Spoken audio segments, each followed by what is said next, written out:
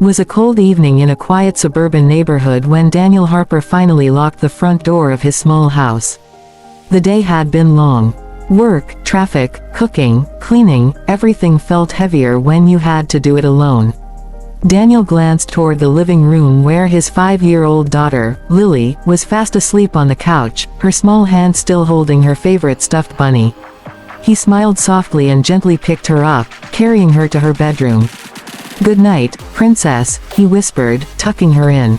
Ever since his wife passed away 2 years ago, Lily had become his entire world. Being a single dad wasn't easy. There were nights when exhaustion hit him like a wave, moments when he questioned if he was doing enough, if he was enough. But every time Lily smiled, it reminded him why he kept going. After making sure she was comfortable, Daniel turned off the lights and stepped out into the hallway. The house fell into silence. A kind of silence that sometimes felt peaceful, and sometimes felt painfully empty. He was about to sit down when suddenly, knock, knock. Daniel frowned. It was late. He wasn't expecting anyone. The knock came again, a little more urgent this time. He walked slowly toward the door and opened it. Standing there was a little girl. She looked around 6 or 7 years old.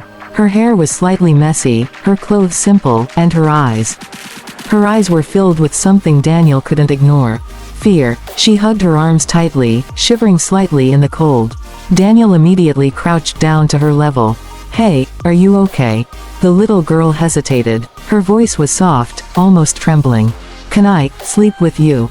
Daniel froze. For a moment, he didn't fully understand what she meant.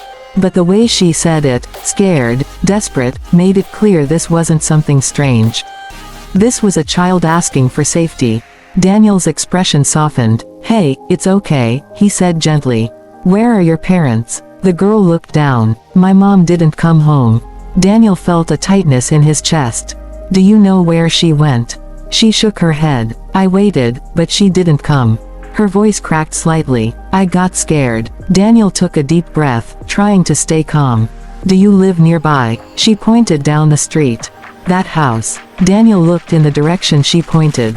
The house looked dark. No lights. No movement. He stood up slowly. "All right, how about this?" he said kindly. "You can come inside for now, okay? It's warm." The girl looked unsure. Daniel gave a reassuring smile. "I promise you're safe here." After a moment, she nodded. Daniel stepped aside and let her in. The warmth of the house wrapped around her instantly. He closed the door and grabbed a blanket, gently placing it over her shoulders. "What's your name?" he asked. "Emma," she replied quietly. "I'm Daniel." He gestured toward the couch. "Sit here. I'll get you something warm to drink." A few minutes later, Emma sat curled up on the couch, holding a mug of warm milk with both hands. Her small fingers trembled slightly. Daniel sat across from her.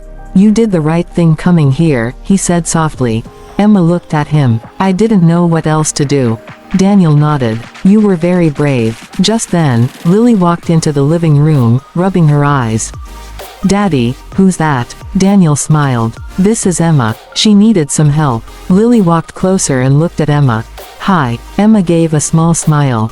"Hi." Within minutes, Lily sat beside her, sharing her blanket. Children had a way of connecting without questions.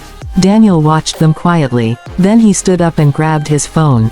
"I'm going to call someone who can help us find Emma's mom," he said gently. Emma nodded. But before he could dial, she spoke again. "Can I stay here tonight?" Daniel paused. He looked at her carefully. This wasn't about a place to sleep. This was about feeling safe. He smiled softly. "Yeah, you can stay tonight." Emma's shoulders relaxed for the first time. That night, Emma slept in Lily's room. The two girls lay side by side, whispering quietly before finally falling asleep. Daniel stood at the doorway, watching them. Something about the moment felt deeply emotional. Two children, one who had lost a parent, one who didn't know where hers was. And somehow, for one night, they found comfort in each other. The next morning, sunlight filled the house. Daniel made breakfast while the girls sat at the table laughing. It felt different, warmer, livelier. But Daniel knew he had to find Emma's mother. After breakfast, he walked Emma back to her house. He knocked on the door. No answer. He knocked again. Still nothing. Concern grew inside him. He called the local authorities to report the situation. Hours later, they learned the truth. Emma's mother had been taken to the hospital the previous night after an emergency. No one had been there to inform Emma. Daniel felt a mix of relief and sadness. At least her mother was alive. But Emma had been completely alone. Later that day, Daniel took Emma to the hospital. When Emma saw her mother, she ran into her arms. "Mom." Her mother held her tightly, tears in her eyes. "I'm so sorry." Daniel stood back quietly. After everything was settled, Emma walked up to him. "Thank you," she said softly. Daniel smiled. "You're always welcome." Lily hugged Emma tightly. "Come visit again." Emma nodded. "I will." As Daniel drove home with Lily, something inside him felt different. That one night had changed something. It reminded him that even in a world full of struggles, kindness still mattered. That sometimes, being there for someone, even for a single night, could change everything. That evening, as Daniel tucked Lily into bed, she looked up at him and said, "Daddy, you helped her like a hero." Daniel smiled gently. "I just did what anyone should do."